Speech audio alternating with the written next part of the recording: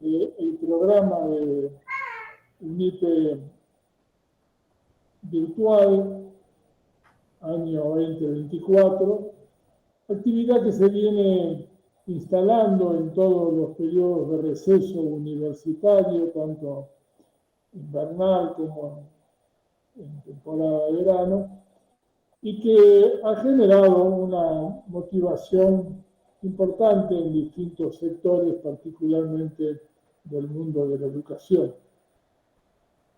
Para el día de hoy hemos propuesto trabajar sobre una mirada que, poniendo el eje en la educación, afirme el concepto de la conquista de derechos, la defensa de los mismos y la necesaria progresividad de esos derechos adquiridos. Para avanzar en esta temática, vamos a contar con dos expositores que, a medida que los vaya presentando, ustedes podrán advertir la legitimidad para ser portadores de sus opiniones provienen precisamente de sus formaciones, carreras, responsabilidades institucionales. En primer lugar, voy a mencionar, solo por orden en que van a hacer su presentación, al profesor Gabriel Asprela. Gabriel es maestro, es profesor en Ciencias de la Educación, egresado de la Universidad Nacional de La Plata. Es doctor en Educación por la Universidad de Sevilla, España. Es docente de grado y de posgrado. Investigador.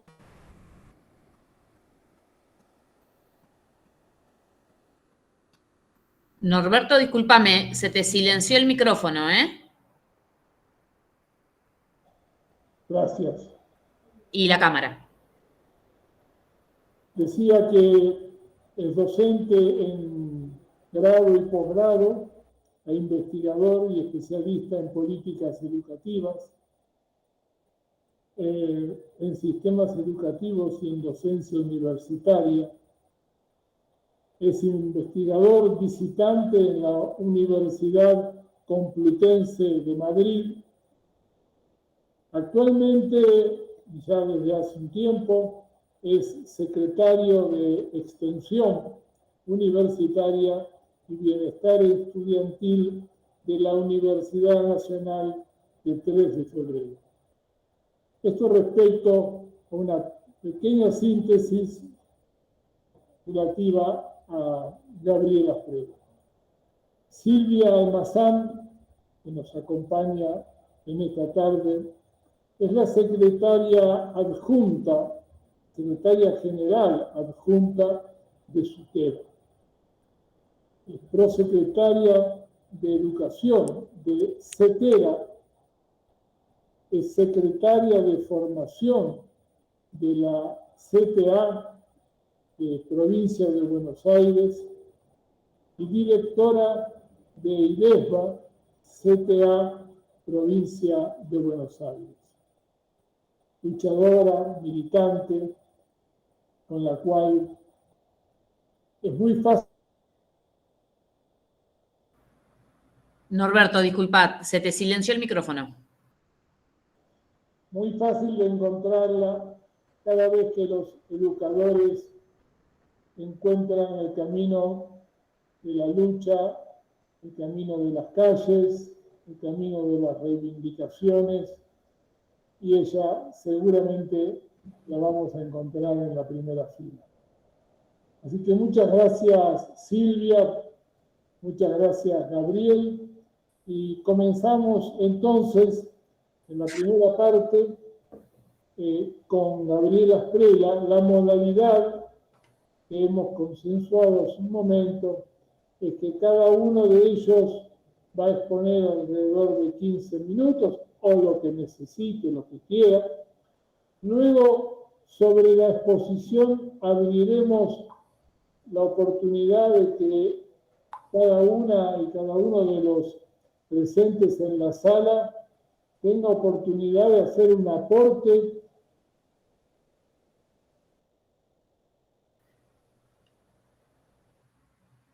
Norberto, disculpa, el micrófono te debe andar mal porque se apagó de vuelta. Que permita que ustedes tengan la palabra y dialoguen entonces con cada uno de ellos, también por un espacio de aproximadamente 15 minutos. Y al final de este circuito estaremos cerrando con conclusiones que tanto Silvia como Gabriel van a presentar, y entre Melanie y quien les habla estaremos seguramente acompañando este cierre. Yo tengo algún problema acá con la conexión, que se cierra la cámara y se cierra el micrófono por momentos. Espero que esto no perjudique el buen trámite de este conversatorio. Bienvenido a todos y comenzamos con la palabra de Gabriel. Adelante.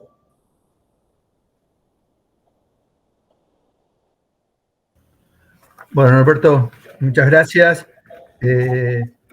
Bueno, es un gusto poder participar y, por supuesto, agradecerte la invitación, agradecer también a Blunipe.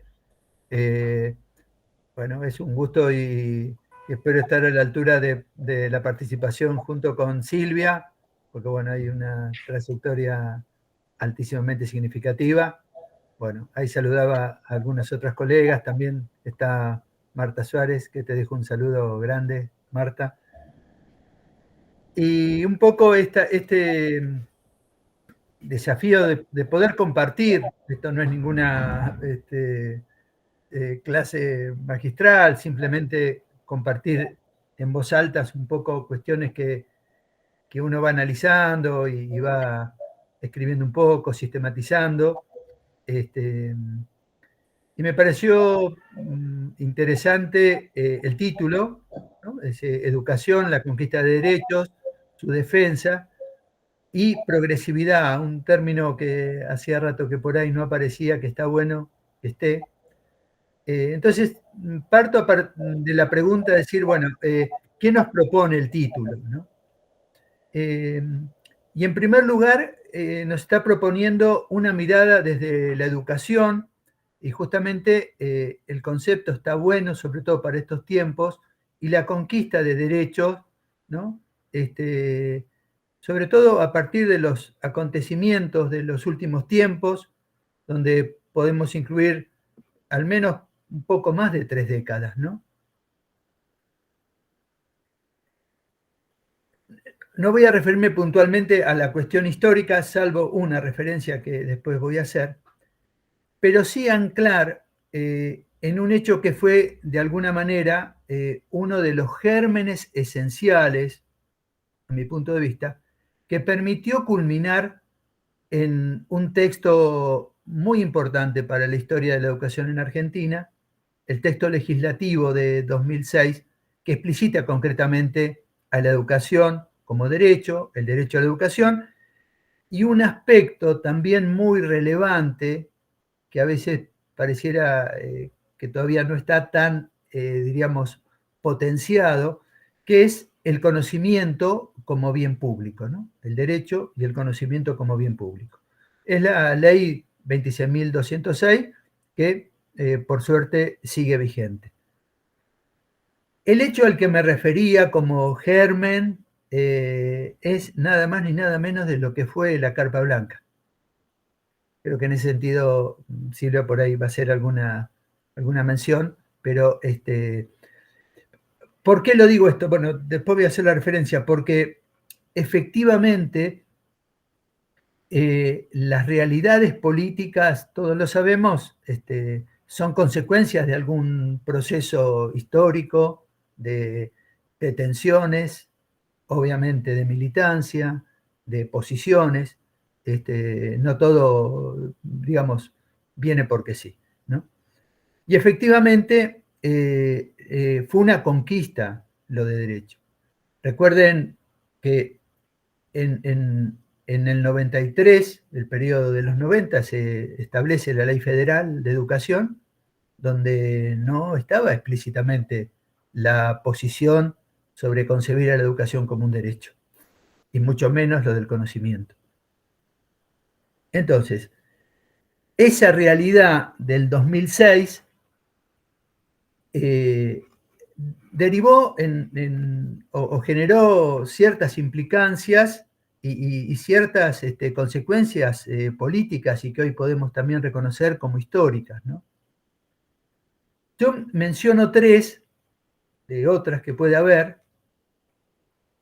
La primera, considero que a partir de esa conquista, y aunque, perdonen que por ahí repita varias veces, pero a partir de esa conquista, una primera nota distintiva fue que la educación amplió a partir de ese momento y del proceso que llevó a ese momento, la educación amplió su consolidación como una instancia de reconocimiento, diría casi inevitable por parte de la sociedad. Entonces, podemos hacer algunas referencias, pero se habló más de educación, como que la educación estaba mucho más presente. Por supuesto que también hubo críticas, hubo apoyos, ¿no? Digamos, algunos autores hablan de cómo algunos campos se construyen su propia autonomía discursiva, ¿no? Y en esto podríamos decir que sí, que la educación a partir de todo ese contexto histórico que obviamente surge a partir del 2003, significó quizás una reinstalación, ¿no? La educación terminó siendo un tema recurrente, ¿no? Inclusive por diferentes sectores que estaban involucrándose en el tema, ¿no?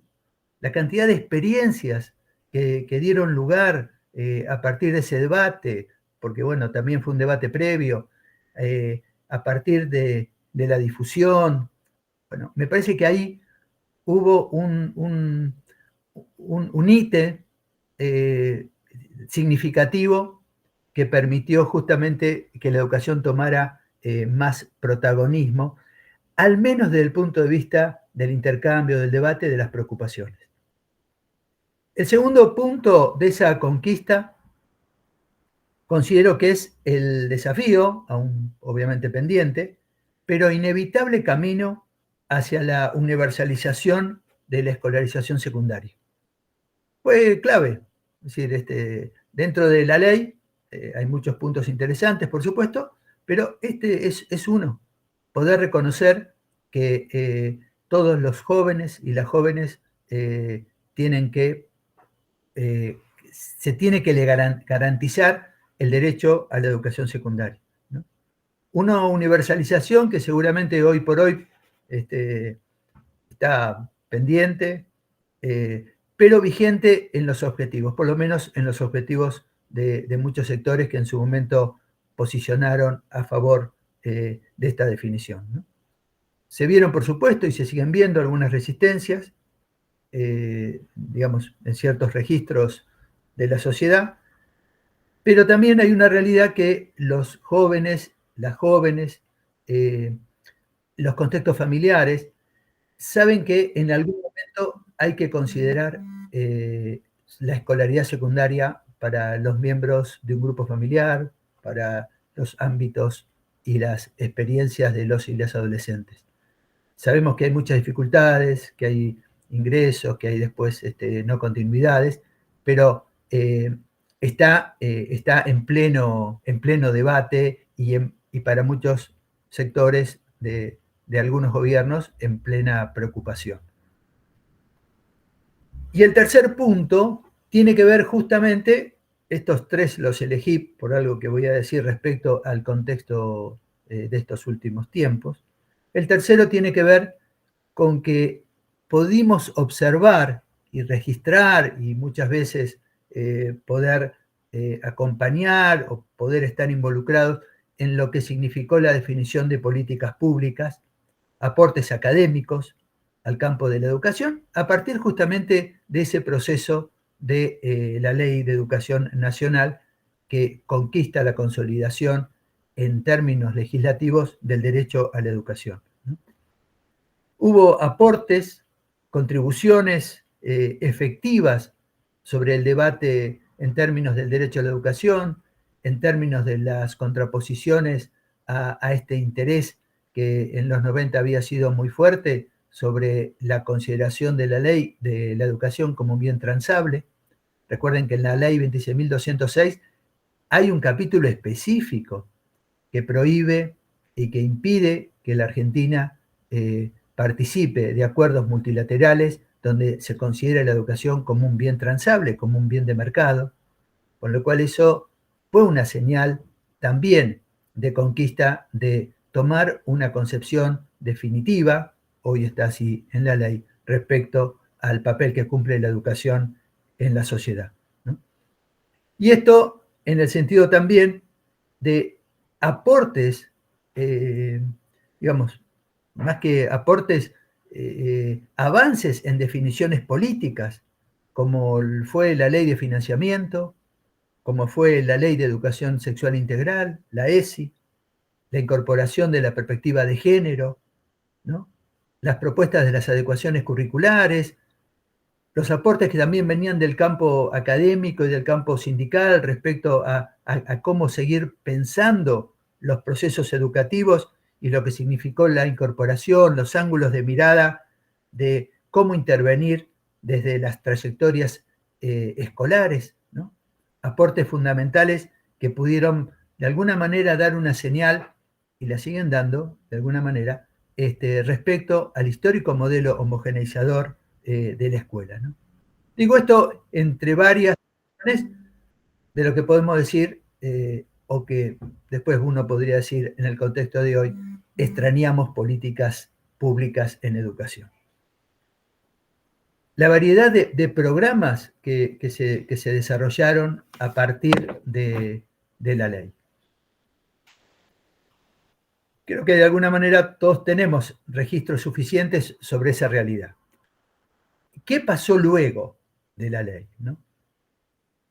Creo que en general sabemos que vinieron gobiernos, tiempos, donde justamente se buscó aplacar los avances en términos de esa conquista de derechos. Quizás tuvimos un tiempo, y podemos decirlo, digamos, desde el 2015, una cierta omisión de voluntad política digamos, de seguir avanzando en la consolidación de esa perspectiva, por lo tanto hubo como un adormecimiento. Creo que hubo un desinterés sobre educación y por lo tanto hubo un desinterés sobre el derecho y podríamos decir también sobre los derechos. Pero lo más pernicioso fue y ha sido desprestigiar la acción política del Estado en favor justamente de garantizar el derecho, en favor de la justicia social y en favor de impulsar una ciudadanía activa y esclarecida. Y esto lo empezamos a vincular porque hablar del derecho a la educación implica hablar de políticas públicas en educación, de posiciones del Estado. También hay un aspecto que uno podría analizar de cómo se va traduciendo ese sentido de derecho a la educación en la ciudadanía, que sería otro aspecto. Pero fundamentalmente las acciones que buscan consolidar, respaldar, seguir fundamentando la perspectiva de derecho o las acciones que buscan desinstalarlo, correrlo y omitirlo. Vivimos también un intervalo que tuvo obviamente como protagonismo la pandemia y sus consecuencias en un escenario político complejo, a mi punto de vista con muchísimas indecisiones, y ahí estuvimos casi como en ni siquiera una meseta, ¿no? Pareciera en una situación de falta de definiciones que hubieran permitido consolidar o retomar las políticas de consolidación de la perspectiva de la educación como derecho.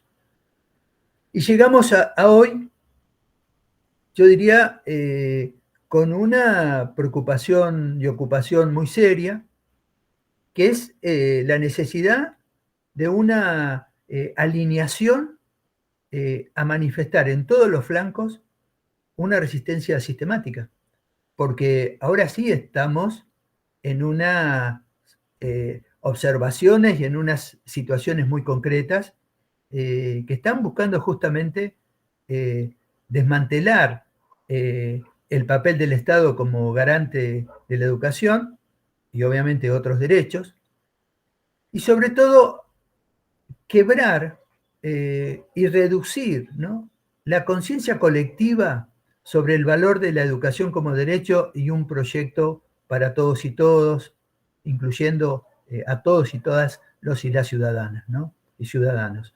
Creo que, digamos, lo estamos viendo con muchas expresiones, con muchas posiciones, ¿no? A veces son expresiones que uno las lee o las escucha y dice, bueno, hasta podrían plantearse como exabruptos de algunos personajes de la política actual, pero que se ve que están presentes, ¿no? Como a una expresión similar que apareció en los últimos meses diciendo, bueno, en definitiva no es necesario que toda la gente vaya a la escuela, ¿no?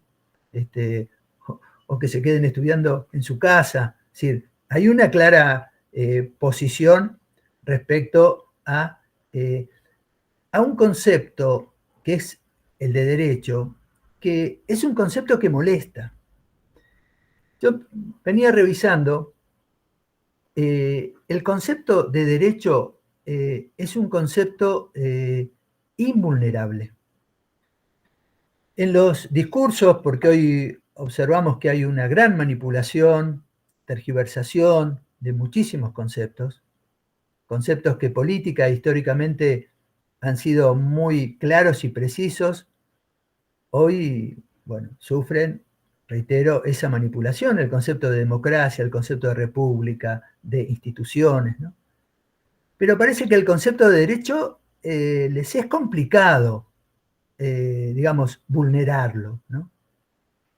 Han puesto algunos calificativos, que creo que ha sido una cosa realmente muy, muy nefasta para el que lo plantea, esto de que los derechos humanos son un curro.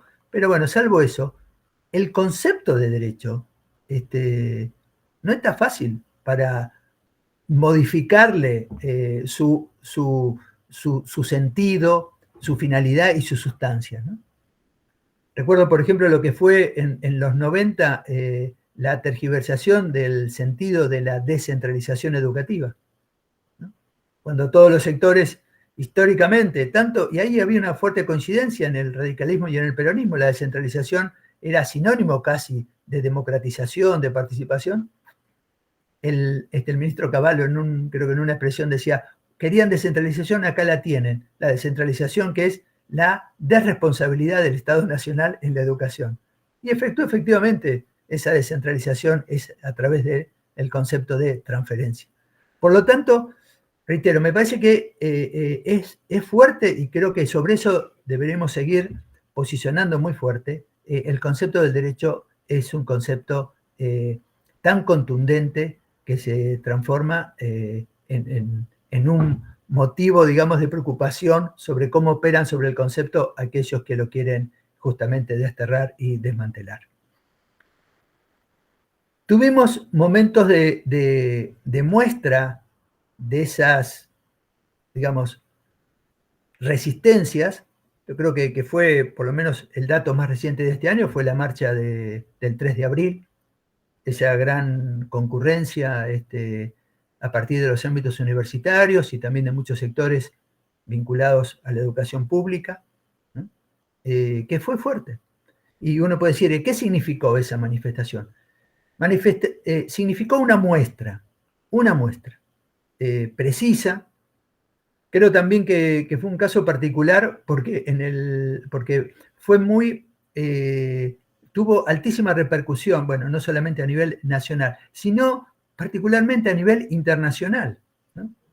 Pasa que en el contexto global hacía tiempo que no se expresaban los sectores universitarios de esa manera, con lo cual para otros países les resultaba interesante tomar esa información. Ahora bien, ¿qué pasó luego? ¿No? ¿O qué está pasando? Más allá de cómo el gobierno intentó pasar esa valla, que obviamente lo expuso públicamente frente a un mensaje muy elocuente de la sociedad sobre la educación pública, aún parece que las intenciones políticas del gobierno no han variado en su versión original. Por sí, en el caso particular, las universidades siguen teniendo muchas dificultades. Hay, digamos, hubo una respuesta en términos de alguna cuestión de los gastos inmediatos, pero estamos en situación permanentemente de lucha respecto al gravísimo atraso salarial. Entonces, ¿cuáles son los modos de resistencia? Y que creo que van a necesitar una revisión a los que históricamente operaron en las situaciones de conflicto. Porque pareciera que hay algunas medidas que, digamos, no serían tan suficientes para generar esa tensión que pueda permitir revisar algunas medidas, ¿no? De todas maneras, esto podría ser algo más para otra ocasión y analizar un poco más pormenorizado, bueno, qué dejó y qué viene después del 23 de abril, ¿no? Igual está pensada ahora una marcha para el mes de septiembre, vamos a ver cómo se presenta. ¿Cómo estamos en el contexto presente? Yo creo que ahí la confrontación que se transforma en inevitable, debemos pensarla en términos de las intenciones estructurales que persigue el gobierno. Creo que hay una fuerte voluntad que siempre ha estado latente por parte de los sectores que hoy gobiernan de despolitizar a la sociedad, ¿no? Nada, como un dato de color, ¿no? No era frecuente escuchar en el ámbito universitario que frente a una apreciación de un docente en alguna clase, un estudiante se levante y diga, ah, pero eso es política o eso es político. Bueno, no pasa, digamos, todos los días, pero ha pasado, los docentes lo han comentado, ¿no? Y es un tema que nos va a requerir mucha ocupación, ¿no? Porque justamente el sentido de estas posiciones que ya podríamos caracterizar como neoliberales o lo quieran llamar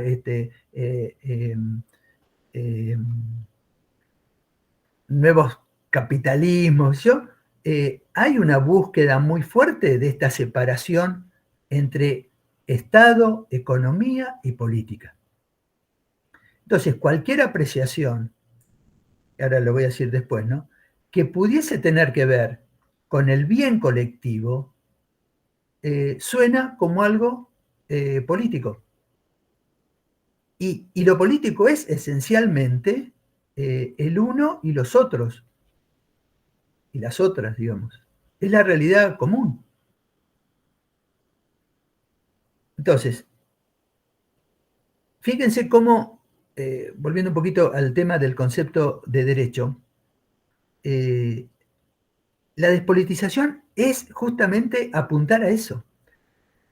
Aquel comentario que seguramente escucharon, ¿no?, aquella utilización de menospreciar aquella posición tan contundente de Evita, digamos, cuando decía, donde hay una necesidad nace un derecho, y haber menospreciado esa posición de decir, ya no existen más, ya no hay más justicia social, digamos, desmantelar el sentido y la finalidad que tiene el concepto, ¿no? El término, pero las consecuencias que ese concepto tiene de derecho, es lo que está en el interés. Y yo diría que junto con el derecho, el concepto de ciudadanía. Y son justamente dos conceptos que están fuertemente involucrados con el sistema y con el proceso educativo.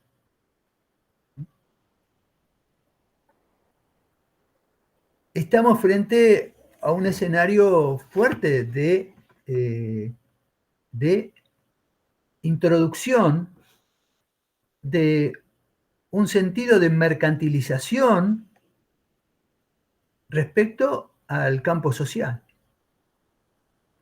No es, digamos, es preciso, por no decir, no es ajeno a esta posición, la denominación del Ministerio de Capital Humano. Se conocen las teorías de capital humano, o sea, ¿a dónde apuntan? Es una clara alusión para que la educación y el campo social debe dirigirse a atender la continuidad de la acumulación de capital. En algún momento, bueno, uno puede haber hablado de capital cultural, bueno, pero en este caso no va por esa línea, ¿no? Va justamente por la línea de, digamos, de los individuos, aunque ya la palabra individuo está siendo superada por otra, donde los individuos se tienen que ver en términos de sus utilidades, ¿no? Entonces me parece ahí que podemos avanzar en esta revisión de algunas categorías que hoy se están buscando arrasar en la vida pública de Argentina. Lo primero tiene que ver con lo común. Lo común, que algunos autores de algunos trabajos ya hemos planteado como que de alguna manera digamos, intenta superar esa dicotomía entre público y privado, ¿no? Lo común tiene que ver con las inevitables relaciones de la vida social que nos hacen dependientes unos a otros, unas a otras. Lo común tiene que ver con lo que sucede en términos de la experiencia colectiva. Lo común tiene que ver con lo público. Lo común tiene que ver con estas condiciones de que es, diríamos, insalvable digamos, poder operar con interrelaciones del campo social, cultural, económico, político, en términos de otros y de otras. Opera justamente en contraposición, y que yo decía que está casi, digamos, superando el concepto de lo individual, el concepto de lo solitario. Están, digamos, instalando el sentido de que es suficiente y es casi inevitable terminar en condición de cada individuo en términos solitarios. Y bueno, y es desde este punto de vista, hay una revisión, el pensamiento de Durkheim, hoy para algunos estaría perfectamente decir que Durkheim era comunista, digamos, por estas cuestiones, bueno, de lo colectivo, del orden social, que más allá que se impone es inevitable, pero esta categoría de lo solitario lo aclara, digamos, de una manera mucho más contundente. El otro punto tiene que ver con lo solidario, vinculado con este, pero que refiere a esto de pensar que no hay posibilidades de compartir en términos de responsabilidades mutuas, ¿no? esto de que cada uno se salva por su cuenta, esta imposibilidad de este término que en algún momento recuperó de la historia el Papa Francisco sobre el concepto de fraternidad, ¿no? Bueno, el término del concepto de otros, de otras, ¿no?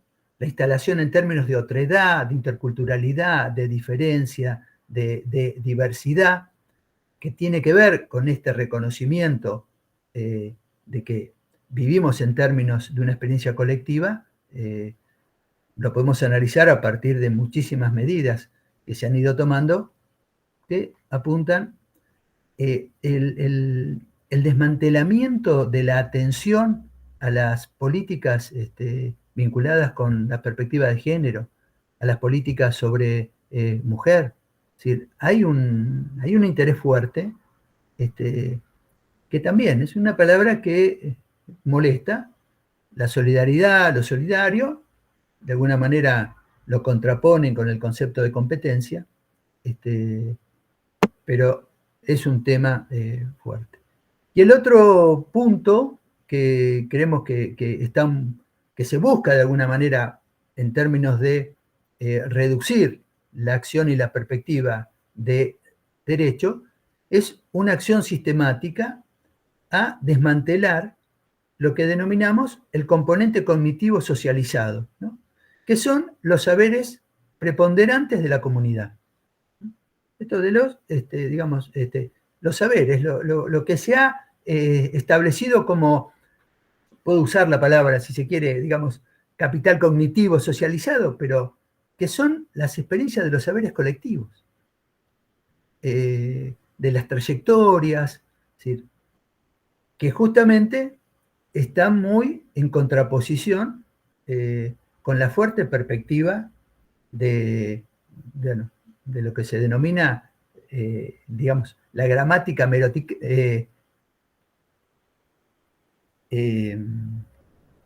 meritocrática, ¿no? Esto de, decir, se sabe o es valioso lo que sabe aquel que puede mostrar que tiene el mérito para poderlo explicitar o para poderlo exponer, ¿no? Con lo cual también se nos entra en un deterioro muy fuerte de lo que podemos llamar en términos de cultura popular, cultura ciudadana. Y estamos de alguna manera, yo por lo menos marqué estos 3 puntos, como que hay un interés muy claro de apuntar a desestabilizar, ¿no?, estos puntos. Lo común, lo solidario fraternal y el saber colectivo, histórico de una sociedad, ¿no? Con lo cual esto tiene consecuencias concretas, y ya voy terminando, que justamente tiene que ver con cómo se afrontan los procesos de socialización. Porque estas cuestiones instalan sentido común. Esto que el estudiante le decía, pero eso es político. Es decir, ¿cómo volvemos para atrás con eso? Porque se instala. Entonces,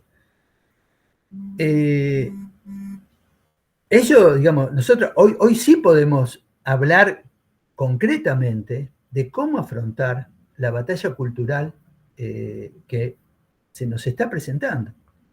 Y que quizás los que veníamos del campo nacional y popular, por ahí no dimos suficientemente espacio cuando tuvimos oportunidades, ¿no? Entonces, hoy nos encontramos con una confrontación con lo que denominamos la racionalidad de competencia. Todo está planteado en términos de estrategias básicas propias históricamente del liberalismo, pero muy claras respecto al neoliberalismo, que es la separación entre economía y política, y pareciera que todo se entiende en términos de mercado, de mercantilización. Lo venimos diciendo de hace rato, pero claro, ahora por muchísimas decisiones cobra muchísima más incidencia, ¿no? Y ahí viene un poco la mirada de progresividad.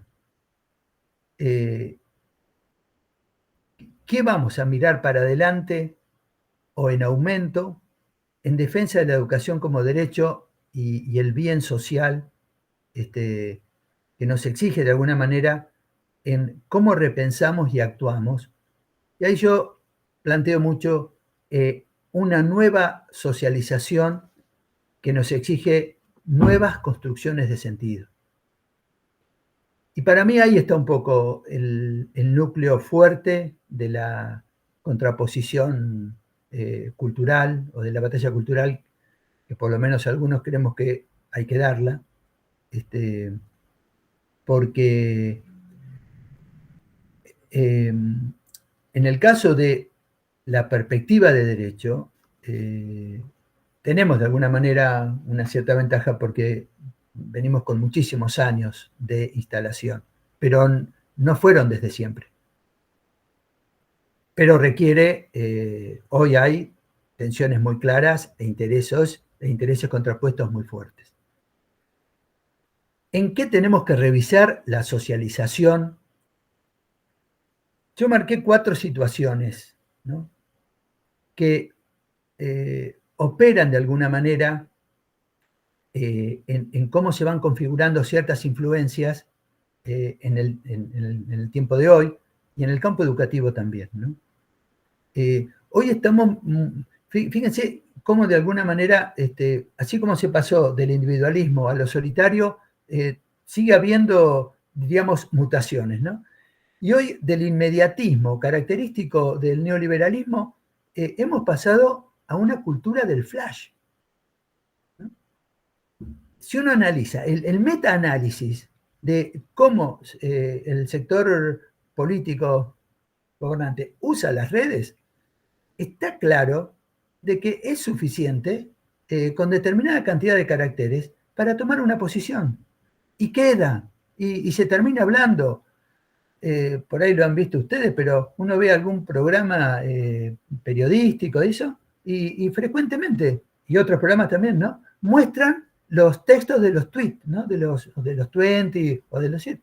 Y uno dice, bueno, es así, con 3 líneas te dan una posición, te la instalan, bueno, de ver cómo se mueve después, ¿no? Bueno, estamos en esa, los mensajes, a veces gubernamentales, de posiciones pasan por ahí, ¿no? Es decir, se ha agravado el inmediatismo a pasar yo digo a nivel de flash, porque es ¡pum!, y ahí está. También estamos presentes frente a un lenguaje fragmentado, ¿no?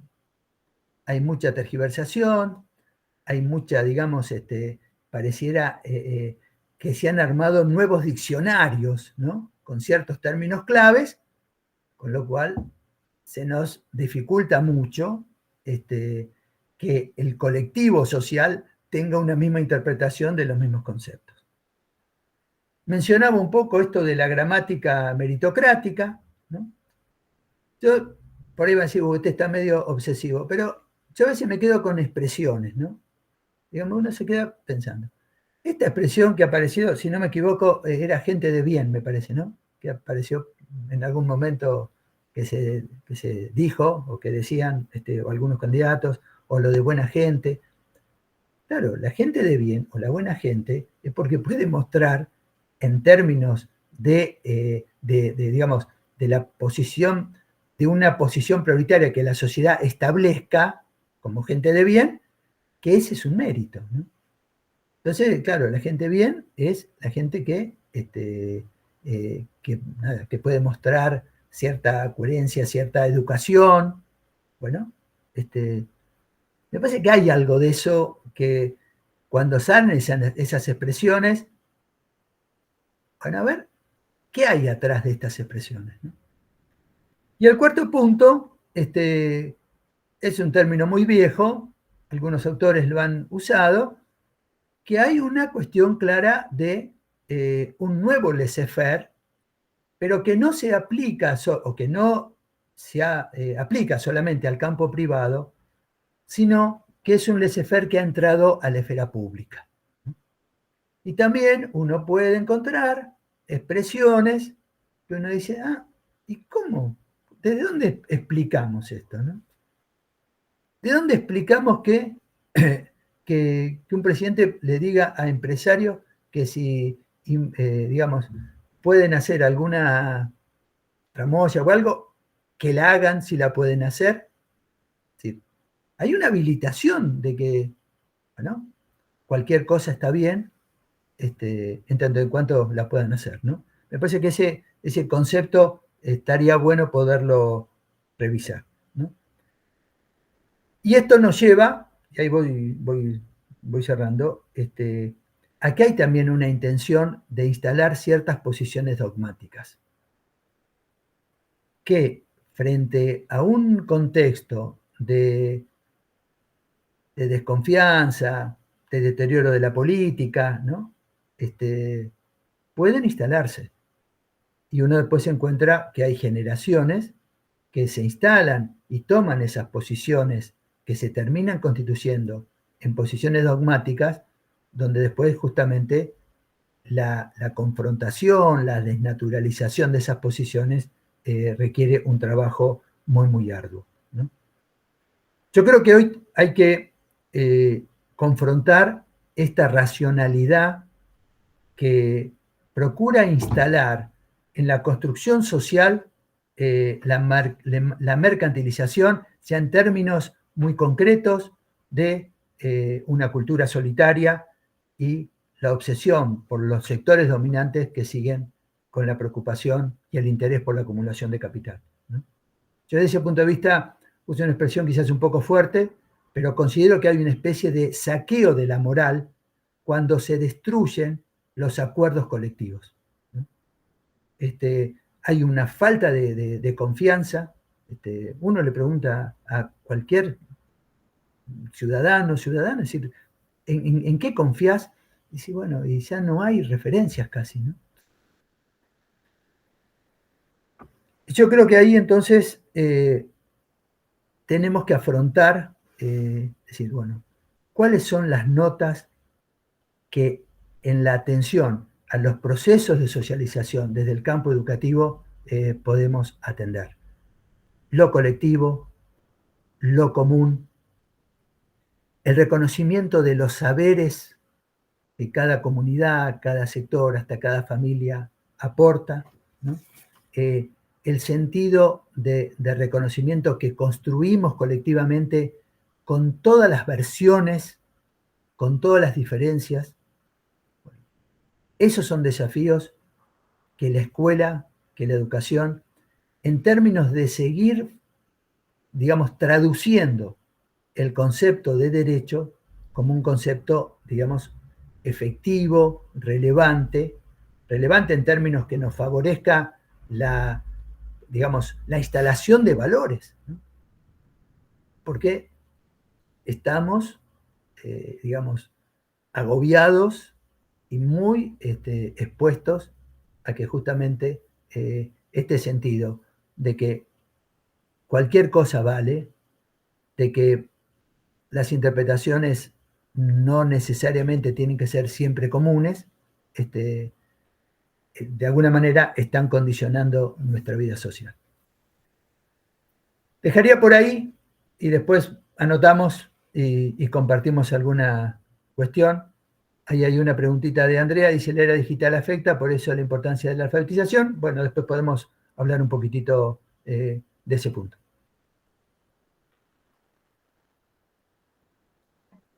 Podemos intentar entonces, antes de pasarle la palabra a Silvia, dar espacio a una suerte de diálogo, de intercambio. Quienes tienen la mano levantada, Melanie nos va indicando y nos tomamos el tiempo de 10 minutos aproximadamente para poder dialogar sobre este muy sustantivo nivel de análisis que ha presentado Gabriel y que creo que a todos nos ha generado interés en ampliarlo y en intercambiar opiniones. Así que, Melanie, si ves. Bien, para los compañeros, compañeras, vayan levantando la mano a medida que que quieran. Si querés, Gabriel, este comentario que habías leído de Andrea, que la era digital afecta, por eso la importancia de la alfabetización. Si querés, podemos tomar eso a medida que vayan levantando las manos o abriendo los micrófonos. Hago así, sí, un breve comentario.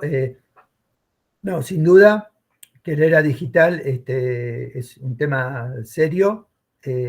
Hay mucho por delante, sobre todo lo que hoy está cada vez creciendo más e interrelacionándose con todos los campos que es la inteligencia artificial. Y en el caso concreto de la importancia de la alfabetización, quizás también porque hoy pareciera que la única política que se presenta hoy a nivel nacional es el plan de alfabetización. Sí, sin duda que hay una preocupación concreta, creo que han venido de varios gobiernos sobre los procesos de adquisición de la lectoescritura, creo que hay un debate fuerte en ese sentido, y bueno, en todo caso tenemos que ver cómo va avanzando, ¿no? Esa iniciativa que están teniendo. Ojalá sea en términos justamente del proceso, diríamos, de cultura que tiene la alfabetización, ¿no? Y no tanto en términos de un proceso para que alguien después diga, uy, en tercer grado el 60% de los chicos no sabe comprender un texto, y terminemos de nuevo con una cuestión simplemente, digamos, de a qué méritos o a qué resultados de prueba se ha accedido, como para, digamos, después en cualquier campaña uno diga, bueno, acá en 2 años de promedio 5 pasamos a promedio 5,50. Bueno, me parece que ahí hay un debate que esperemos a ver cómo se va presentando. Y de por sí también sabemos que hay programas de alfabetización en casi todas las provincias con diferentes enfoques y con ciertas atenciones. Creo que es un tema interesante para estar atentos en el seguimiento de cómo se van implementando. Gracias, Gabriel. No sé si hay algún otro compañero o compañera que quiera comentar, preguntar. También sé que está muy complicado el internet de muchas compañeras. Si están con la cámara apagada y prefieren escribir, también pueden hacerlo.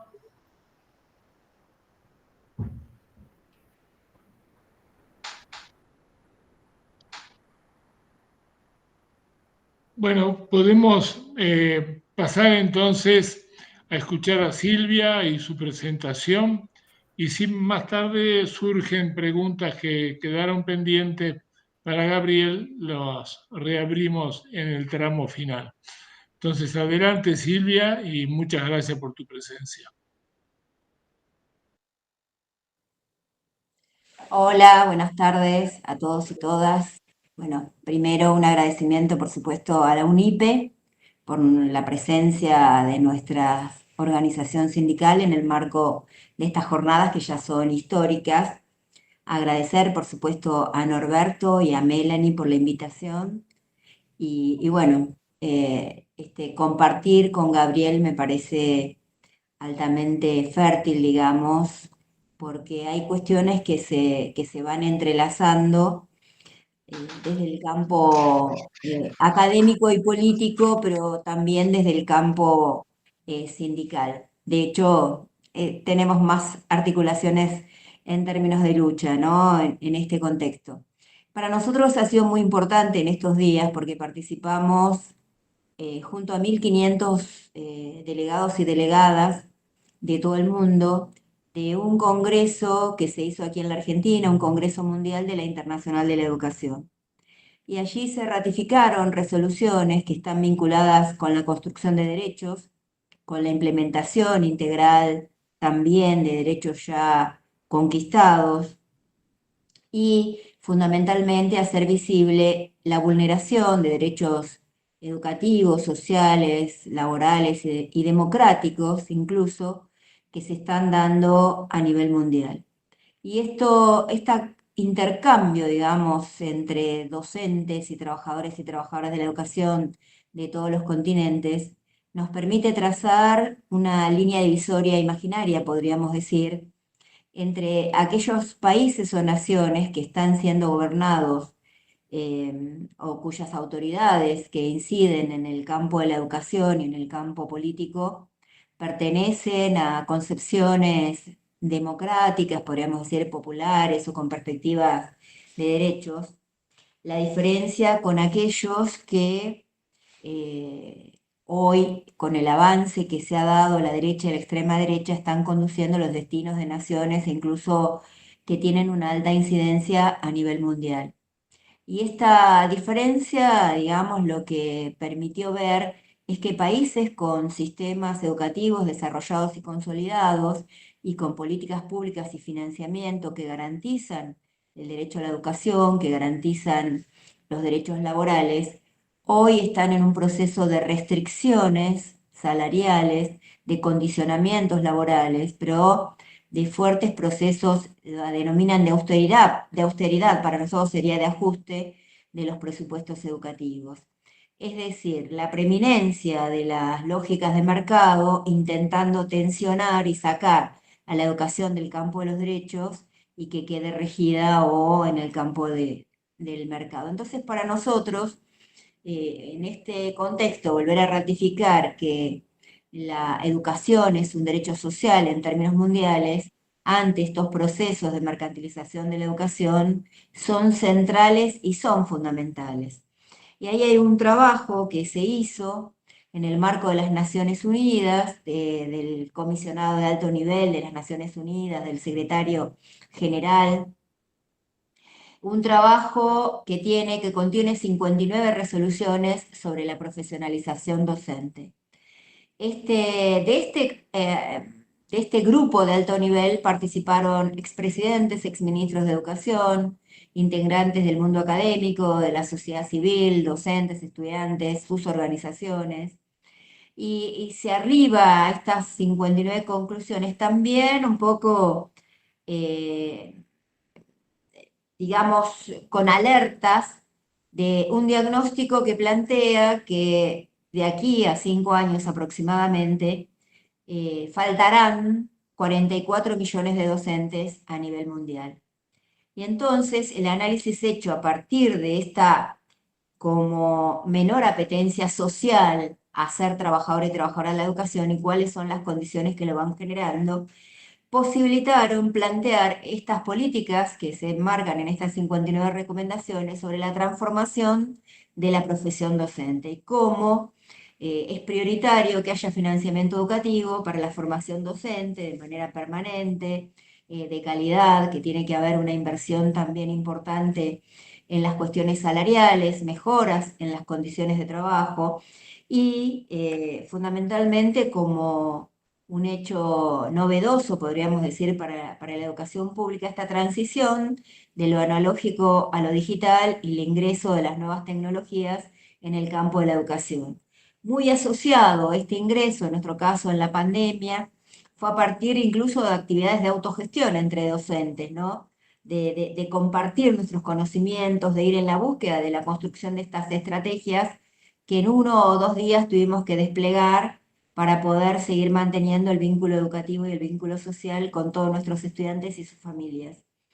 En ese proceso, digamos, tomando un balance de ese punto de partida, bueno, como hoy mayoritariamente el ingreso se da de la mano donde hay preeminencia de estados que garantizan, digamos, la educación pública a través de políticas estatales, pero en una fuerte disputa con los sectores, digamos, que están asociados a las grandes plataformas y a la venta, digamos, de programas, software, hardware y plataformas, digamos, vinculadas a la formación, a la producción de propuestas pedagógicas, a propuestas de evaluación, que ponen en riesgo aquello que nosotros denominamos como autonomía docente. Por eso también estamos hablando de las reconfiguraciones que se empiezan a producir en el trabajo docente. Sobre esto hago una recomendación especial que es un trabajo, una investigación de la CETERA,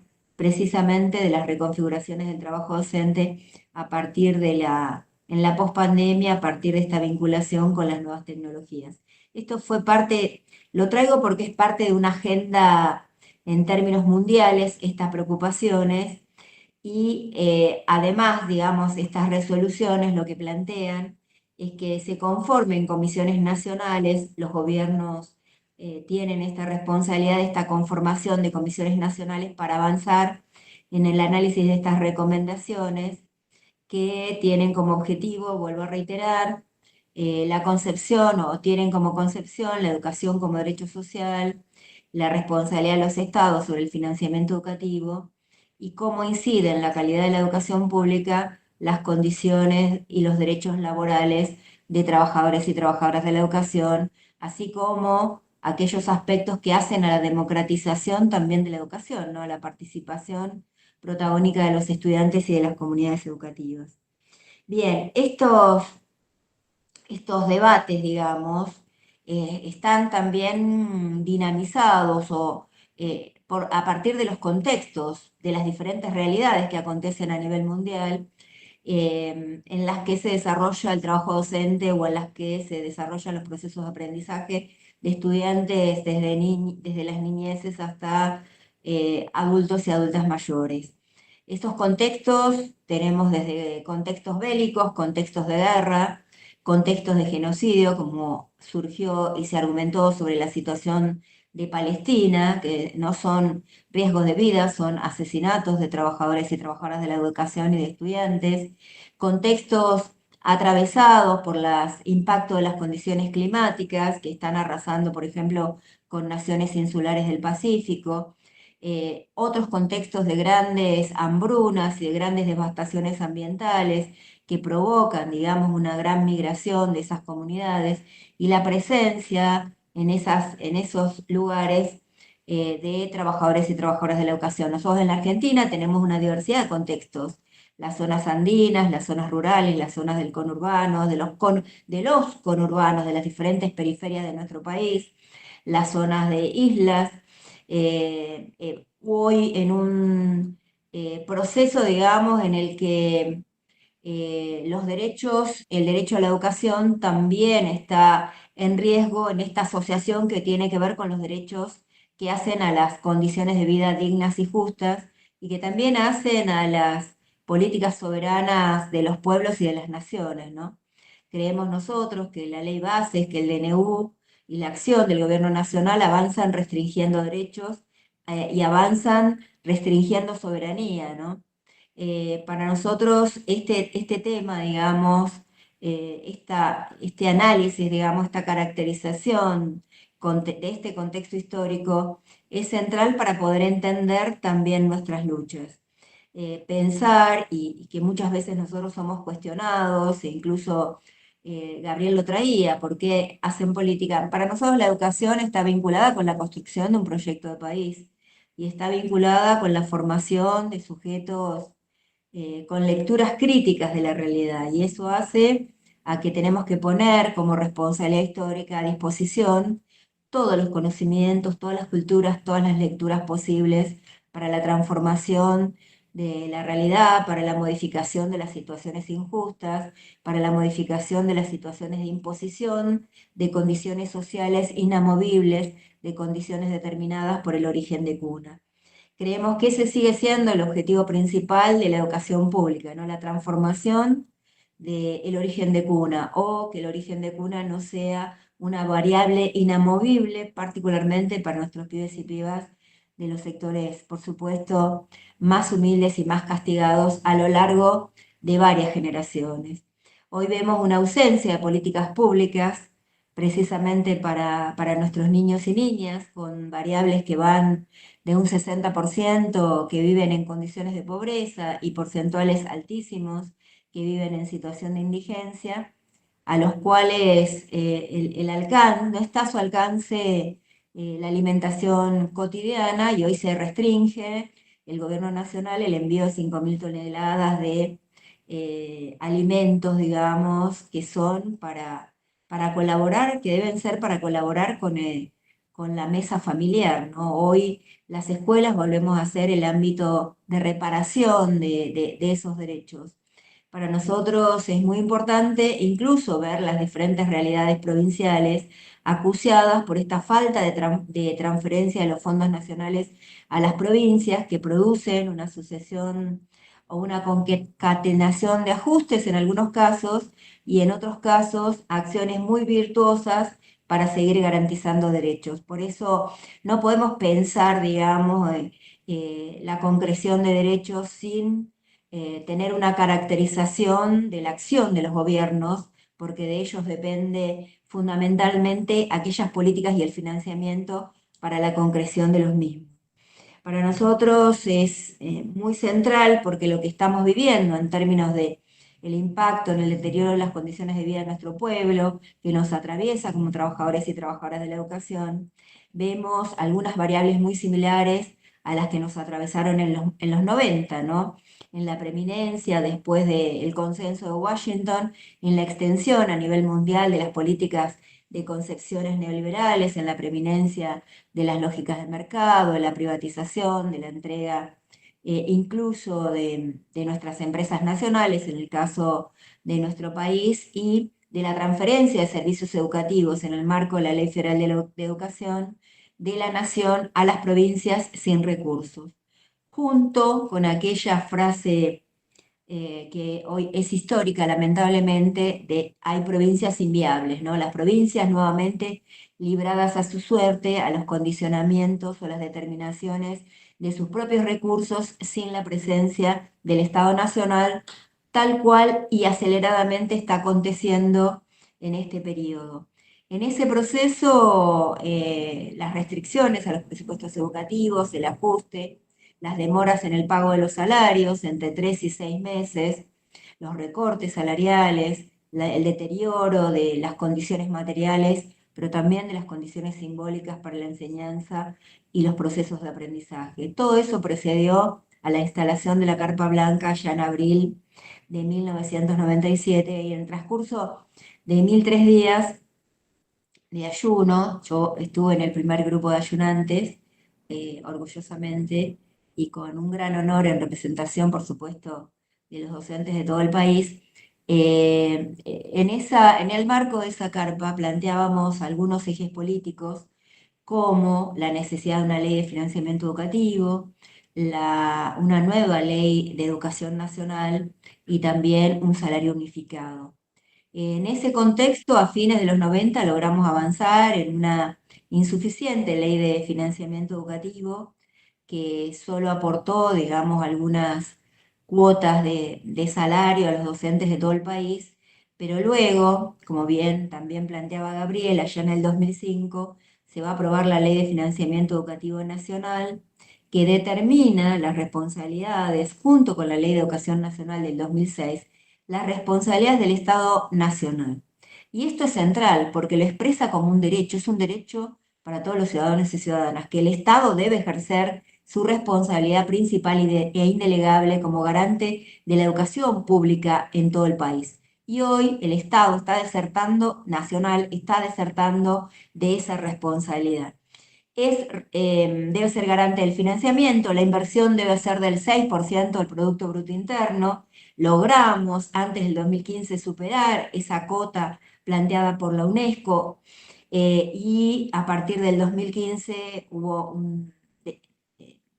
un descenso en esa inversión hasta un 4% que aún no se logra recuperar. Estamos atravesando una etapa de incluso subejecución de partidas presupuestarias nacionales que están aprobadas y que no han sido transferidas a las provincias.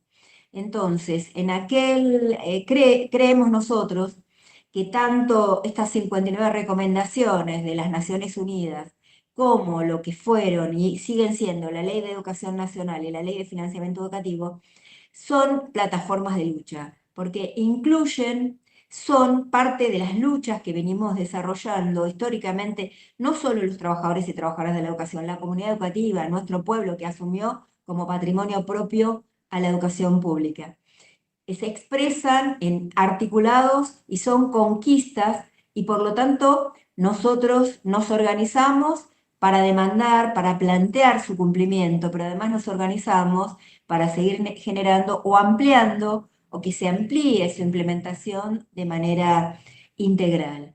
Para nosotros es un tiempo muy crítico, digamos, para nuestro pueblo, es un tiempo muy crítico para nuestros niños y niñas en particular, pero también es un tiempo que tenemos que generar amplios procesos de unidad, de construcción de acciones solidarias. La escuela ha vuelto a ser la institución del Estado que mayor presencia tiene en todo el territorio nacional. Y eso nos da una responsabilidad en ese abrazo cotidiano y solidario que le damos a cada uno de nuestros estudiantes y estudiantes, de las familias de nuestros estudiantes también, en ese encontrarnos para pensar conjuntamente el desarrollo en contextos tan adversos y tan difíciles de proyectos educativos con una perspectiva emancipadora. Para nosotros, plantearnos, digamos, en esta etapa, no solo el desafío de la defensa de la educación pública, sino seguir construyendo consenso en torno del significado de lo público. En el significado de lo público no solo en términos de la gratuidad o de la estatalidad, sino asociado a aquella construcción de un proyecto político de país, de un proyecto político de región, tan importante y tan inescindible respecto de la batalla cultural que nosotros tenemos que poder desarrollar.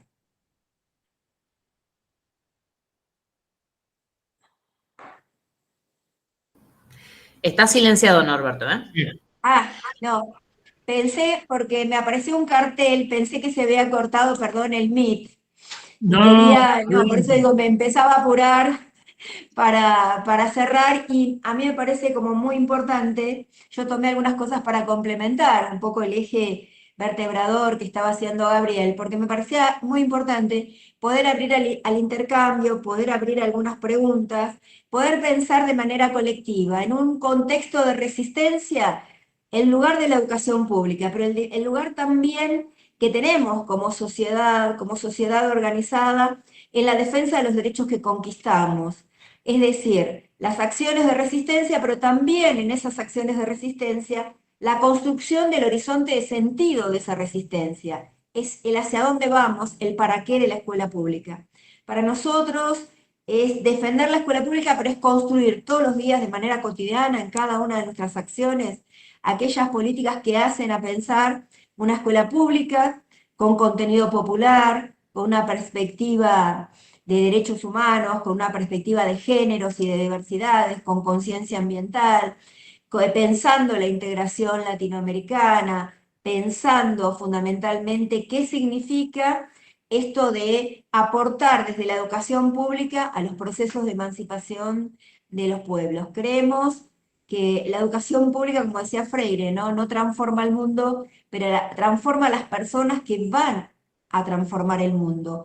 Y ese es el punto del ataque sistemático de las concepciones neoliberales y de las concepciones de derecha y de extrema derecha, que nos acusan de hacer política o nos acusan de adoctrinamiento, precisamente por esas lecturas de la multiculturalidad, de aquella diversidad de conocimientos e identidades que se nuclean en torno de los diferentes pueblos de nuestro continente.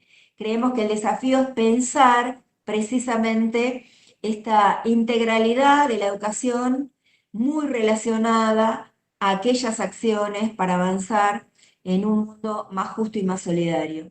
Creemos que tenemos que, por lo menos, seguir dando aquellas batallas que recogimos como banderas de generaciones que nos precedieron, de pensar que el mundo aún puede ser justo y solidario más allá de este contexto que estamos atravesando. Y la escuela en este presente tiene que poder generar un tiempo precisamente que desafíe particularmente a las nuevas generaciones y que le dé conocimientos para imaginar y anticipar el tiempo que viene. Creemos más que nada que la demanda de políticas públicas que van en el sentido del financiamiento tienen que fortalecer la formación docente, tienen que posibilitar el análisis de la realidad y la complejidad que hoy representa desarrollar cada uno de los puestos de trabajo, tiene que poder modificar y relacionar la organización del trabajo con la organización institucional y la organización curricular, tiene que plantearnos fundamentalmente el desafío de la enseñanza todos los días a nuestros pibes y nuestras pibas, políticas públicas para garantizar la continuidad de las trayectorias educativas. Creemos que nosotros tenemos que seguir soñando, vuelvo a decir, una educación pública popular, democrática fundamentalmente y con perspectiva emancipadora. Bueno, no sé si ahora, sin apuro, porque no te corre el reloj, si querés concluir con esto, Silvia, y abrimos el diálogo, y creo que, si no me equivoco, Melanie, es Andrea Ibáñez que estaba pidiendo la palabra. Están aplaudiendo tanto Andrea como Rosmarí, así que por ahí les podemos ceder la palabra también para que puedan conversar con Silvia. Muy bien. Si quieren, no sé, Rosmarí, Andrea, ahí va Andrea, la veo.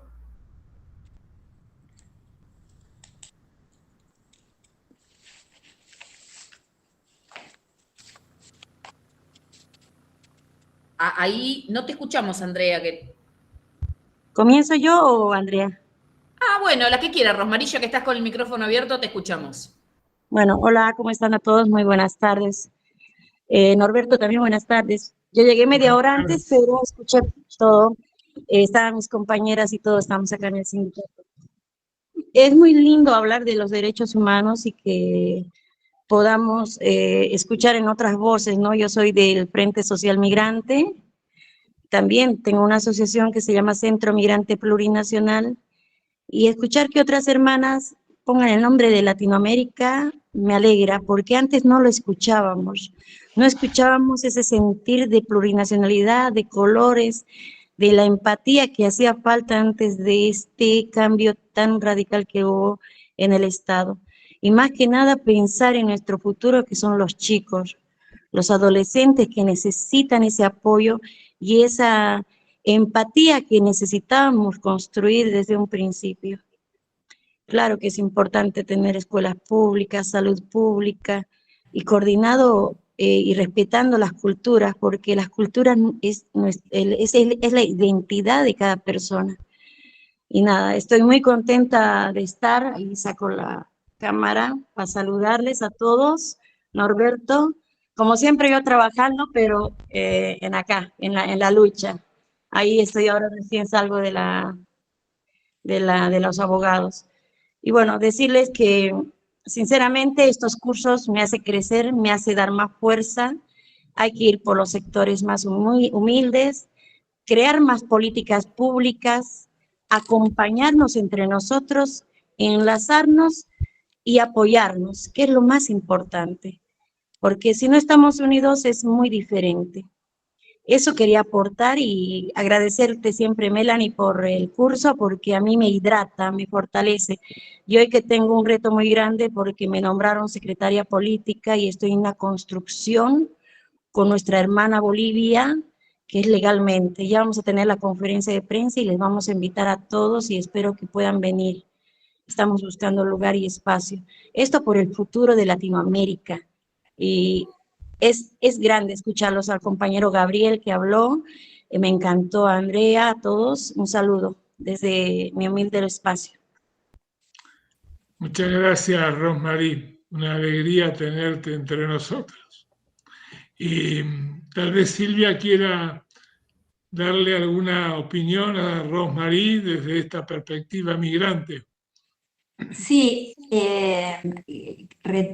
tomar, ¿no? Que tanto que desde la Internacional de la Educación es una cuestión principal abordar las realidades, ¿no? De cada uno de los pueblos.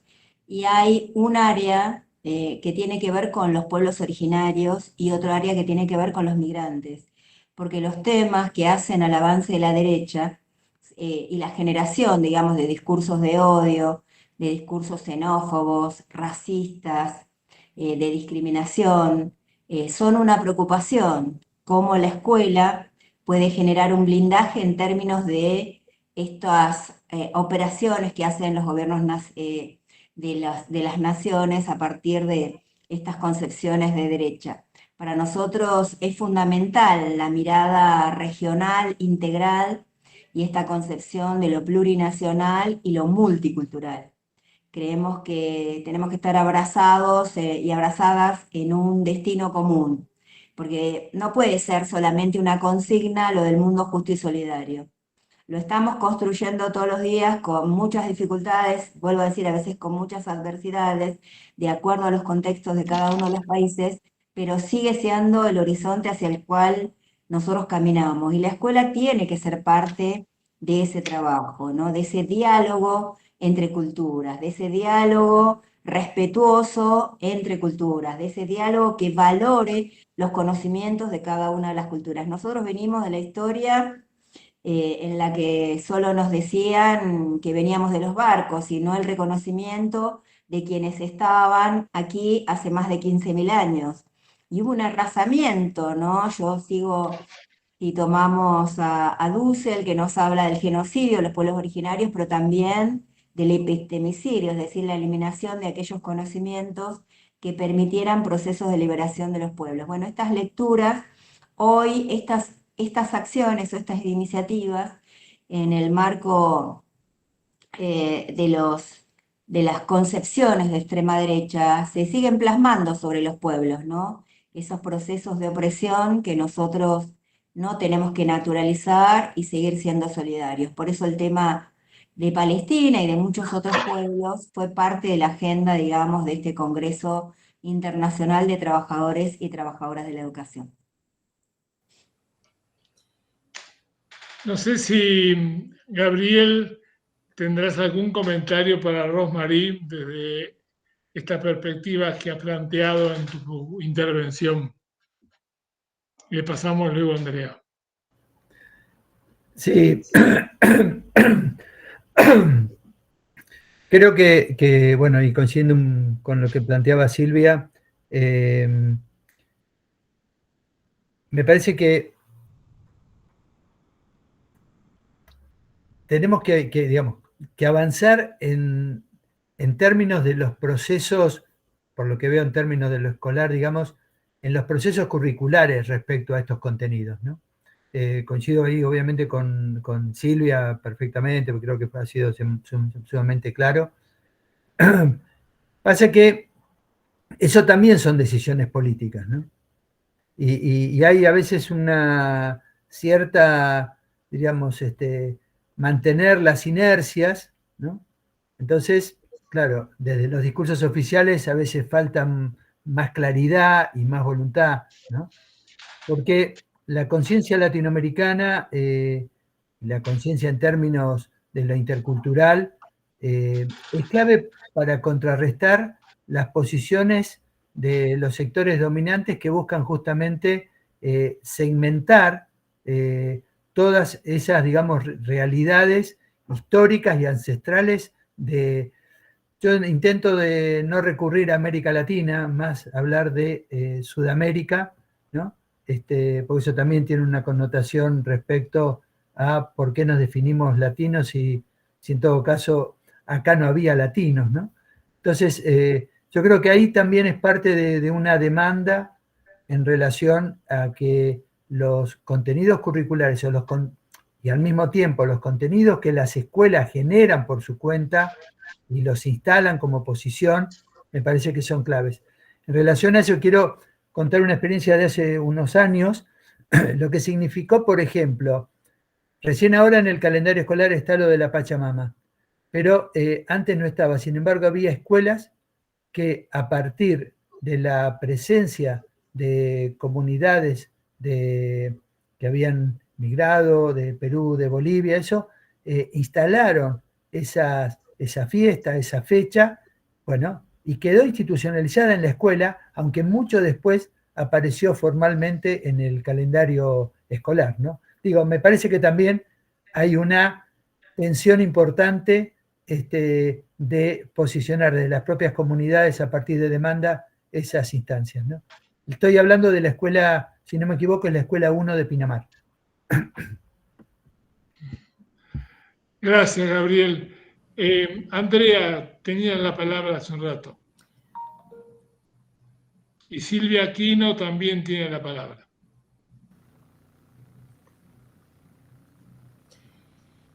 No se te escucha, Andrea, ¿eh?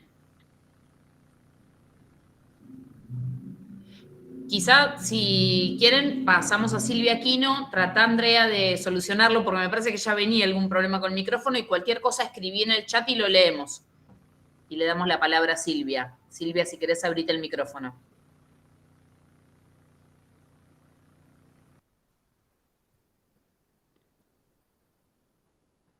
Hola, buenas tardes. No sé si me escuchan. Sí, sí. Bueno, buenas tardes, Norberto. Buenas tardes, Gabriel, Silvia, ¿cómo están? Yo también soy Silvia. ¿Me escuchan? Bueno, interesante. Yo desde ayer estoy siguiendo el curso.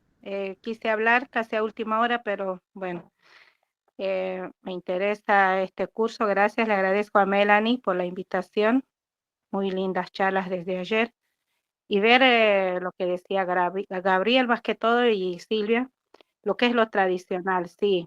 En sí, lo tradicional acá en Sudamérica que tendría que haber sido es lo territorial. Nuestros ancestros tenían tradiciones, el cual hemos ido perdiendo según a la separación de territorios que hemos tenido. Entonces, la educación, que también acá yo lo terminé hace 3 años atrás, terminé la secundaria y agradezco mucho al SEM que se abrió y me abrió las puertas para terminar la secundaria, y a los profesores que me ayudaron un montón. Ayer me sentí muy tocada en el corazón porque en serio que me ayudó bastante de haber terminado la secundaria, algo que no lo pude hacer después de 35 años. También a mis profesores, tener profesores más jóvenes que yo era una inspiración. También fue una inspiración yo para mis hijos y también soy para mis compañeros y también las organizaciones, ¿no? que tratamos de ayudar en los barrios, tratamos de estar como organización y velar también a nuestros compañeros y a nuestros jóvenes, y que ayudar desde donde estemos y de la forma que estemos, como los profesores, como las organizaciones, las instituciones, ver que nuestros jóvenes no se caigan, no sientan que están solos, sino que estamos más unidos que nunca, y ver que sí estamos apoyándolos y los vamos a apoyar siempre. Gracias por estos cursos y por sumarnos a nosotros e invitarnos para que nosotros seamos parte y podamos aprender, crecer y tener más experiencia y poder sumarnos a muchos lugares, porque esto nos abre muchas puertas, nos da muchas herramientas para poder avanzar y poder crecer también, y nos ayuda a fortalecernos a nosotros mismos, a nuestras organizaciones y poder ayudar a nuestros jóvenes. Muchas gracias por escucharme. Muchas gracias, Silvia, y creo que vale la pena decirte, tanto a vos como a Rosmarie, que la apertura de este espacio precisamente tiene el propósito que vos estás transmitiendo. Tiene el propósito que la universidad abra en todas sus posibilidades espacios para conectar la vida comunitaria, no necesariamente de la comunidad universitaria incorporada institucionalmente, sino que la universidad vaya a la búsqueda de quienes tienen la necesidad, la voluntad, la necesidad política y la necesidad individual, colectiva también, de incorporar conocimientos y ponerlos, esos conocimientos, al servicio de las organizaciones de cada comunidad. Y ese es el valor de estos espacios, que se escapan de los modelos tradicionales que pueden ser las distintas carreras o especialidades, y que de pronto se genera este diálogo entre un académico como es Gabriel, una dirigente de los trabajadores de la educación como es Silvia, y como vos y como Rosmarie, que trabajan en la vida comunitaria, en este caso concretamente a favor de los derechos de los migrantes, pero también a favor de la necesidad de que la educación los considere de la manera más integradora posible. Entonces, tu comentario a nosotros nos llena de satisfacción porque es parte de esto que hemos dado en llamar el área de educación y derechos.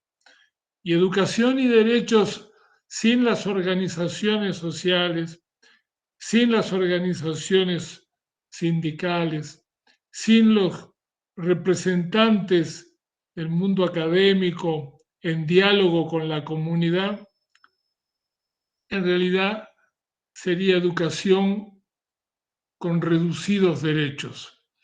Y en cambio se amplían cuando efectivamente generamos este diálogo que estamos teniendo en la tarde de hoy. Así que muy felices, Silvia y Rosmarie, de esta comunicación.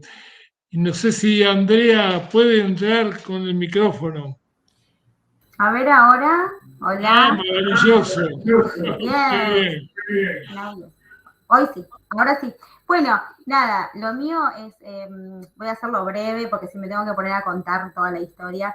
Mi proyecto, yo tengo un proyecto personal, es educativo, obviamente, cada vez me meto más en el tema y cada vez más se va abriendo las puertas. Empecé, por eso les puse emprendedora, pues soy una emprendedora, mi proyecto es post pandemia, me separé a raíz de violencia de género, a mí el Ministerio de Mujeres y Diversidad me ha ayudado un montón. Lo que es a nivel municipal también, porque en ese momento la gestión nos ha ayudado muchísimo también con esas políticas públicas de las cuales estamos conversando y debatiendo en esta tarde. La verdad que me siento muy libre, muy lindo y rico los contenidos que nos han compartido. Y bueno, les cuento breve, ¿no? Lo que es mi proyecto. Mi proyecto empieza por el tema de que me separo y digo, ¿qué hago? ¿No? Un poquito de la experiencia de lo que me ha sucedido, de dónde viene esto, ¿no? De la raíz. Yo venía de una familia, de un patrón de ama de casa.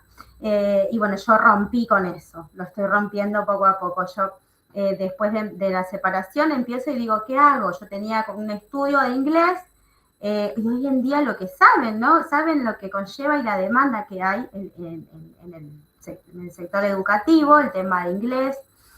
Empiezo con eso, con las clases particulares de a poquito y a su vez con el Ministerio de Justicia y Derechos Humanos. Hoy en día también soy participante de la red de Claudio Yacoy, donde tiene una red en Avellaneda. Milito derechos humanos, me encanta porque es lo que me hizo libre, digo yo. También soy creyente, también de la palabra, comparto eso también porque también es algo de que paralelamente me ha ayudado también un montón, ¿no? Espiritualmente, también lo que conlleva una separación y demás, y todo un cambio, una transformación en mi vida. Bueno, hoy en día este proyecto ya tiene convenio con la UTN, y la UTN es quien me certifica mis cursos. También a raíz de todo esto que hice todo virtual y todo, me ha ayudado mucho en el Infod, me hice los cursos. ¿Qué más les puedo contar? Ya dentro de poco lo voy a afiliar con ACIERA, que es la Asociación de Iglesias Cristianas en Argentina, y así me voy desprendiendo en cada cosa. Se me van abriendo un mundo de, wow, ustedes no saben lo contenta que me pone todo esto, y más lo que es educación y derechos, ¿no? Desde lo que uno viene con todas estas políticas públicas, lo que me abrió y la felicidad que me da tremenda. Compartirles un poquito de lo que estoy haciendo y hoy en día me siento satisfecha. Hoy en día estoy en la Universidad de Burlingame, que queda acá 7-8 cuadras de mi casa, contenta. Jamás me imaginé que iba a ir a la universidad, en serio les digo. Y para mí todo esto es muy grato y bueno, nada, muchas gracias. Tengo más para contarles, contaré un montón. Yo nombré la alfabetización porque en su momento, cuando empiezo yo a trabajar en una escuela, recuerdo que tenía los niños de primero o segundo grado, y como nosotros damos inglés, ¿no? Y yo decía, ¿cómo le voy a enseñar inglés a un niño que a raíz de la pandemia y todo esto se le recontra dificultaba, ¿no? El tema de la alfabetización. Entonces ahí también se me ocurrió sumar eso al proyecto. Tiene 4 áreas, sería inglés, alfabetización inicial, perspectiva en derechos humanos, promoción obviamente porque soy promotora en derechos humanos, y lo que es la palabra de Dios, un taller bíblico bilingüe, ¿no? Lo que es inglés-español. Así que bueno, ahí estoy. Y también estoy con Cambridge ahora, me están dando capacitaciones desde allá, imagínate. Así que bueno, nada, les comparto un poquito lo feliz que me hace este espacio, gracias. No, gracias a vos, Andrea.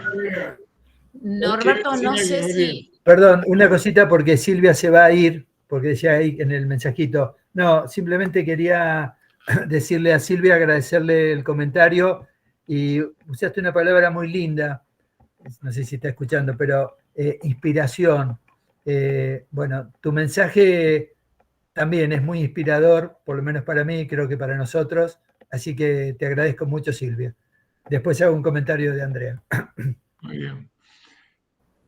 Sí, no, Roberto, hay 2 comentarios de 2 compañeras, si quieren. Bueno, Marta ya no está, Marta Elena Suárez, pero ella después de la presentación de Silvia y de Gabriel dejó un mensaje que dice: muchas marcas para deconstruir, interpelarnos acerca de lo público y estatal, construir lo común para avanzar en decisiones futuras.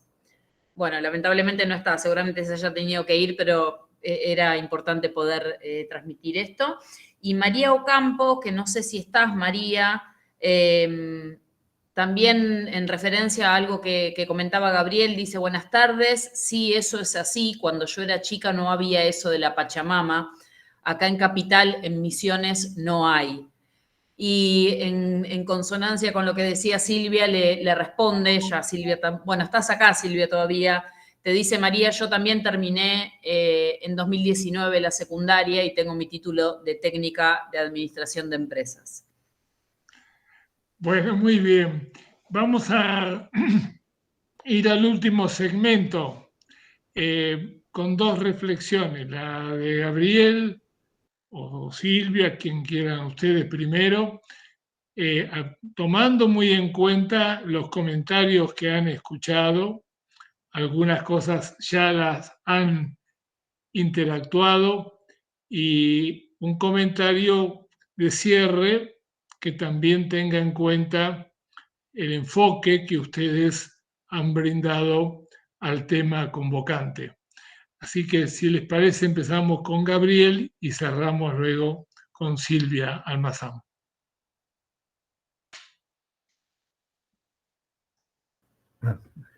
Ahí está. No, simplemente un comentario muy interesante, Andrea.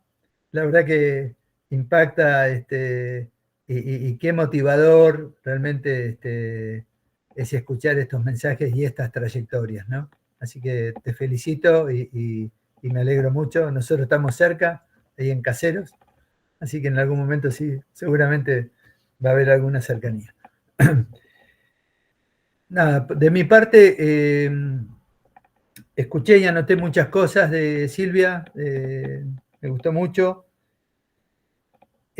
Había tomado un poco una referencia, una expresión que dijo Pérez Esquivel, Adolfo, hace unos años, en un encuentro que se hacía sobre la violencia contra niños y niñas. Y me quedó en esto, si se quiere, un poco más conceptual, que él dijo así, dice, ¿cómo desarmar la razón armada? ¿No? Y la conciencia armada.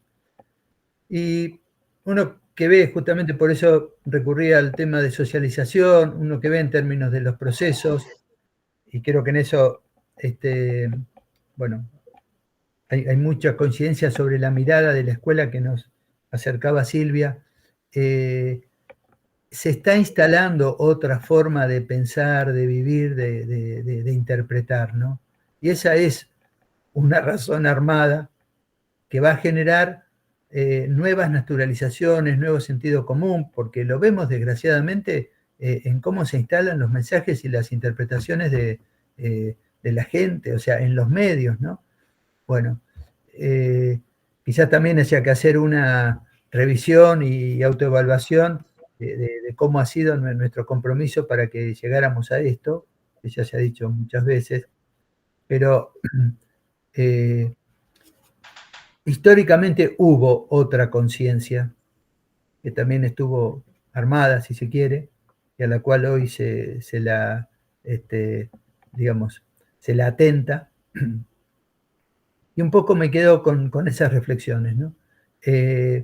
Y a través de los comentarios, digo, qué bueno y qué ánimo nos da que hay muchísimas puntas de que hay otra conciencia que en todo caso se va armando diferente a la que hoy los sectores más dominantes nos están llevando, ¿no? Así que tomo eso, me quedo un poco con esa y un reconocimiento al papel de la escuela, ¿no? Esto que decía Silvia, la escuela sigue siendo el ámbito de reparación. Bueno, vaya nuestro reconocimiento a tantísimos docentes, tantísimos colegas, tantos maestros, maestras, profesores, profesoras, equipos de las escuelas, que están sosteniendo la escuela y que en definitiva están sosteniendo la posibilidad de una ciudadanía en situaciones de mucha vulnerabilidad, pero que es gracias a la escuela y desgraciadamente no a la garantía que los estados o que el Estado debe procurar. Muchas gracias, Gabriel. Silvia, por favor. Sí, una primera cuestión, creo que aquí tomaron la palabra Andrea, Silvia, Rosmarí, y yo pensaba, es parte de los avances del movimiento de mujeres, lo que ellas expresaron, de las mujeres y las diversidades, que tanto estamos ahora en cuestionamiento. Para lo que se hace bien, siempre lo tergiversan y quieren corrernos de ese lugar de la lucha y del protagonismo. Y nosotras también, mayoritariamente somos trabajadoras de la educación. Hay niveles y modalidades en que la presencia de las mujeres trabajadoras es el 96-97%. Por eso también hay como una sensibilidad, digamos, mayor con ciertas temáticas y problemáticas que atraviesan a nuestro pueblo y que se expresan de diferente manera. Pero yo quiero reivindicar que además de producto del movimiento de mujeres, también es el producto de políticas públicas. El tema de la expansión de la educación de adultos, ahora en la provincia de Buenos Aires incluso, se ha ampliado la cobertura del boleto estudiantil a toda la población adulta que está en diferentes niveles y modalidades estudiando. Son 200.000 estudiantes. Y creemos que esa tiene que seguir siendo tienen que seguir siendo las iniciativas de los estados, donde hay una necesidad, hay una situación de problema para un pueblo y hay que garantizar un derecho, hay que poner presupuesto y hay que poner una política. Desde ese lugar, y bueno, creo que también valorar muchísimo, por supuesto, en la educación pública, el trabajo de los docentes y de las docentes tan atacado persistentemente a nivel mundial, lo vimos también atacado de todas formas para devaluar a la escuela pública y poder avanzar en procesos de privatización.